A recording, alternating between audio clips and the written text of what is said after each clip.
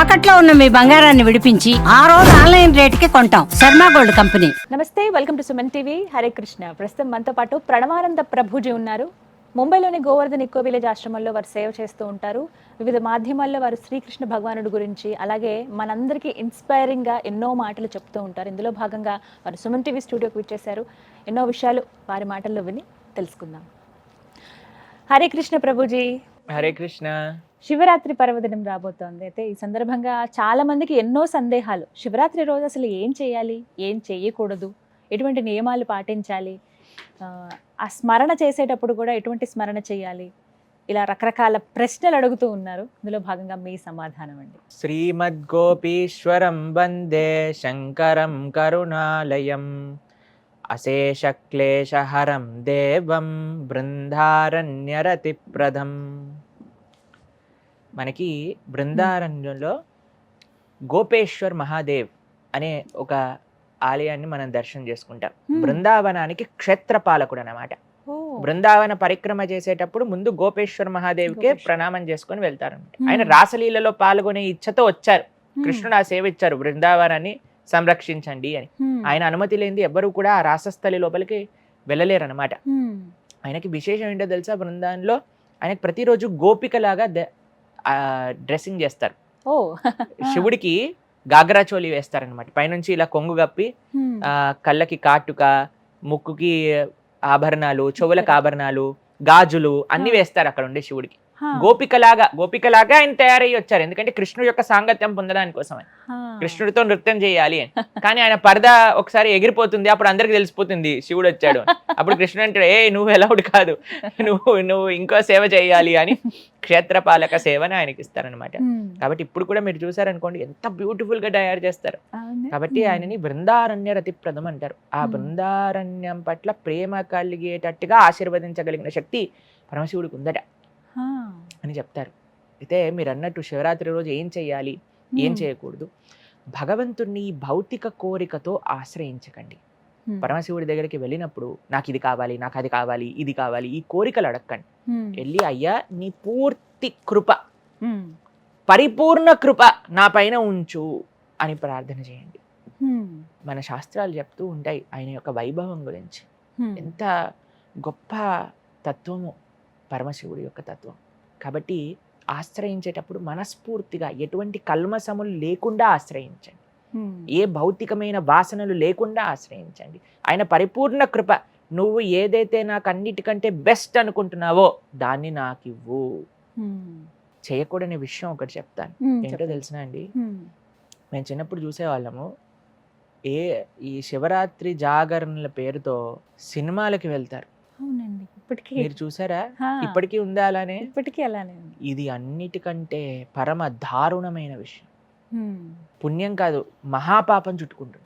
ఎందుకు అని అంటే చూడండి, అదొక ఆధ్యాత్మిక శక్తితో సర్చార్జ్ అయిన సమయం అనమాట. ఎందుకంటే లింగోద్భవ కాలము అని చెప్తారు రాత్రిపూట. ఎలా అయితే కృష్ణుడు 12 o'clock జన్మోత్సవాలు చేస్తారో, శివరాత్రి రోజు కూడా రాత్రికి అభిషేకం చేసే పరంపర ఉందండి. ఆ సమయంలో సినిమా థియేటర్లో కూర్చొని చూపించే చెత్త అంతా చూస్తున్నారంటే ఎంత జాగరణ చేయమన్నది ఆ భగవన్నామ స్మరణ చేసుకోవాలి, ఏదో భజన చేసుకోవాలి, ఆలయంలో ఉండాలి, ఏదో ఒక ఆధ్యాత్మిక కార్యక్రమంలో ఉండాలి. సినిమా చూసి జాగరణ చేయమని చెప్పలేదు ఎవరు కూడా. కాబట్టి ఇలాంటి పనులు, తప్పుదాలు మనం చేయకూడదండి. చాలా తప్పిదాలు చేస్తూ ఉన్నారు. భగవంతుడి పేరుతో మనం స్టాంప్ వేసుకొని మనకు కావాల్సినవన్నీ చేస్తూ ఉన్నారనమాట. అయితే కొంతమంది శివుడికి సంబంధించిన చిత్రాలు ఏవి చూస్తూ ఉంటారు, అవి కూడా తప్పేనా అండి అని అడుగుతూ ఉంటారు. ప్రభుజీ, మీకు మంచి మార్గం, శివుడే ఉన్నప్పుడు శివుడికి సంబంధించిన చిత్రం ఎందుకు చూడాలి మీరు? సాక్షాత్తుగా వెళ్ళి ఆలయంలో కూర్చోవచ్చు కదా. ఏదో అభిషేకం చేసుకోవటమో, కృష్ణరామ అనుకోవటమో, భజన చేసుకోవటమో, ఏదో ఒకటి చేసుకోవచ్చు కదా.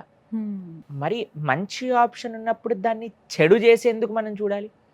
ఏ సినిమా అయినా సరే ప్యూర్ గా శివుడి కథ కానీ కృష్ణుడి కథ కానీ చూపిస్తుందా? దాంట్లో వాళ్ళ మసాలా కూడా కొద్దిగా యాడ్ చేసే ఉంటుంది కదా. కాబట్టి ఎందుకు అసలు సినిమా థియేటర్కి ఎందుకు వెళ్ళాలి? అలాంటి తమో గుణంతో నిండిపోయిన ప్రదేశానికి ఎందుకు వెళ్ళాలి? సత్వగుణంతో నిండి ఉన్న ప్రదేశానికి వెళ్ళొచ్చు కదా మనము. ఇళ్లలో చూసే వాళ్ళు కూడా ఉంటారండి. అదే చెప్తున్నా, ఎక్కడ చూసినా సినిమానే. కాబట్టి ఎక్కడైతే ఆధ్యాత్మికమైన కార్యక్రమాలు జరుగుతున్నాయో అక్కడికి వెళ్ళాలి. ఎవరైతే జాగరణ ఉండాలి అని అనుకుంటున్నవారు. కాబట్టి భౌతికమైన కోరికలతో ఆశ్రయించకండి. ఆయన యొక్క పూర్తి కృప కావాలి అని మాత్రమే, పరిపూర్ణ కృప కావాలి అని ఆర్జించండి. అలానే సినిమాలకు వెళ్ళటము ఇలాంటి పిచ్చి పనులన్నీ చేయకూడదు. జాగ్రత్తగా మంచిగా ఉండడానికి ప్రయత్నం చేయాలి. అలానే కొంతమంది చెప్తూ ఉంటారు, శివుడు గాంజా తాగుతారు కాబట్టి మేము కూడా చేస్తాం. మీరు వినాలా? ప్రభుజీ, నేను అసలు ఈ ప్రశ్న అడుగుదాం అనుకున్నాను. చాలా మంది అనే మాట ఇది, ఆ శివయ్యే తాగుతాడు గంజాయి, మేము కూడా ఆ తన్మయత్వంలో ఉన్నాం, ఆ శివయ్యని ఆశ్రయించాలనుకుంటున్నాము, శివనామ స్మరణ చేస్తూ ఉన్నాం, అందులో భాగంగానే మేము కూడా ఈ గాంజాయి తీసుకుంటున్నాం అంటారు. ఇది ఎంతవరకు కరెక్ట్? అంటే ఇవాళ రోజుల్లో చాలా మంది నుంచి ఆ మాట వింటున్నాం. ఫస్ట్ గాంజా తాగే ముందు వాళ్ళు చేయాల్సిన పని ఏంటి తెలుసా? శివుడు కాలకూట విషయాన్ని సేవించారు. అంటే మన లిటరల్గా చెప్పట్లేదు, కానీ పోలిక పెట్టుకోవాలి అంటే అన్నిట్లో పెట్టుకోండి. శివుడు గాంజాయి తాగుతున్నాడు అని నువ్వు ఒప్పుకుంటే ఆయన ఎప్పుడు అలాంటి పని చేయడండి. కానీ అలా పోర్ట్రే చేస్తూ నువ్వు నమ్మే కదా నువ్వు తాగుతున్నావు, అప్పుడు శివుడు విషం కూడా తాగాడు. తాగే శక్తి నీ దగ్గర ఉందా? కాబట్టి ఇలాంటి పిచ్చి పోలికలు మనం పెట్టుకోకూడదు అనమాట. ఆయన తత్వం గొప్ప తత్వం అయింది. నిమ్నానాం యథాగంగా దేవానాం అచ్యుతో తదా వైష్ణవానాం యథాశంభు పురాణానాం ఇదం తదా అని భాగవతం చెప్తుంది. కాబట్టి ఆయన పరమ సాత్వికమైన స్వభావమైనది. ఎప్పుడు కూడా భగవన్నామని చెప్తూ ఉంటారు. ఈశ్వర ఉవాచ శ్రీరామ రామ రామేతి రమే రామే మనోరమే సహస్రనామ తత్తుల్యం రామనామ వరాననే. ఎవరు చెప్పింది ఇది? సాక్షాత్తుగా ఈశ్వరుడే పార్వతీదేవికి చెప్పి. కాబట్టి ఎప్పుడు కూడా ధ్యానం చేస్తూ ఉంటారు. చూసారు కదా మీరు ఎప్పుడైనా శివుడు ఫోటో? కాబట్టి ఆయన ఎప్పుడు కూడా ధ్యానంలో ఉంటారు, ఎప్పుడు కూడా నామ జపంలో ఉంటారు. కాబట్టి అటువంటి ఆయనను తీసుకెళ్ళి ఈయన గాంజాయి తాగేవాడు, అది చేస్తాడు, ఇది చేస్తాడు, ఇలాంటివి. ఇదంతా ఏంటంటే అండి, మనిషి యొక్క సెన్స్ గ్రాటిఫికేషన్ని అథెంటిసిటీ చేసేయాలి అనే ఒక ప్రయత్నం అనమాట.